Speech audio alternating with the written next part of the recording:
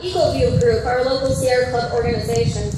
Personally, I really admire those individuals and families who have taken months off from work and their otherwise enjoyable personal lives to fight global warming, which threatens our health, our safety, and our economy.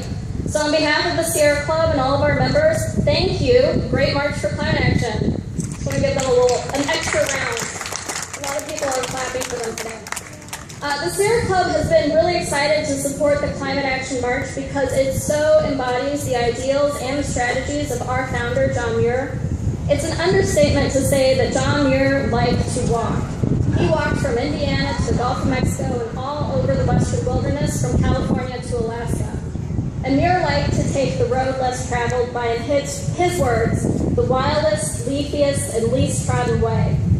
And in his wandering, he found places so beautiful and idyllic that words cannot bring them to justice. But he also saw, as he walked about, that human greed and short-sightedness threatened many unique areas. He witnessed the harsh impacts of overgrazing, logging, and dams on the environment. And he understood that without fighting back, his wilderness would be lost, and he was the only person that could protect some of America's most iconic places. So he took action. He brought the wilderness to the people and wrote enthusiastically about nature and his spiritual experiences in these places. He also reached out to local and national leaders and brought them to see Yosemite Valley, the Great Sequoias, and other wild places so that they could experience the awesomeness of nature. And through these activities, his local organization and national renown, John Muir compelled our leaders in Washington, D.C. to protect many places that are so important to our national heritage and identity. The Great March for Climate Action parallels John Muir's work in many ways. Obviously, like John Muir, these people like walking a lot to inspire change. But as they walk, they are collecting stories and they are experiencing climate change firsthand. Here around the Quad Cities, global warming is causing more frequent and severe storm events. Storms like the dark and hail-laden monster that visited us yesterday, and I know drove many of our dear marchers off their path. But scientific evidence is not enough to compel the changes necessary to curtail climate change. It takes compassion, and people like me and all of you in the audience who have come to cheer our marchers on.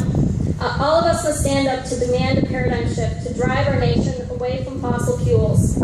These people are walking to remind us of our responsibility to leave this world a better place for our children and grandchildren. And they are inspiring people along the way to walk with them, both literally and in spirit. I know John Muir, our founder, would applaud the Great March for Climate Action, and I think he would definitely be joining you on your journey. But I also think that he would remind us of the stakes. He would remind us that he lost that battle for Hetch Hetchy in 1913, when the beautiful valley was drowned to quench San Francisco's thirst.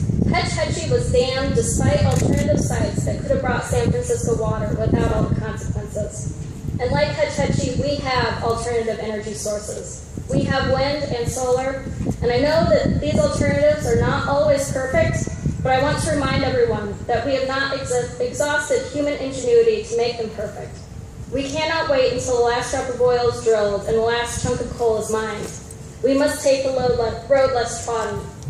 In this fight against global warming, the world is full of Hetch Hetchies. So much is at stake, but we cannot afford to lose. We must all walk with the Great March for Climate Action to pull the plug on fossil fuels and save our one and only home, Mother Earth.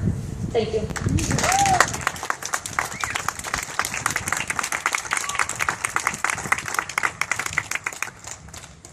Thank you very much.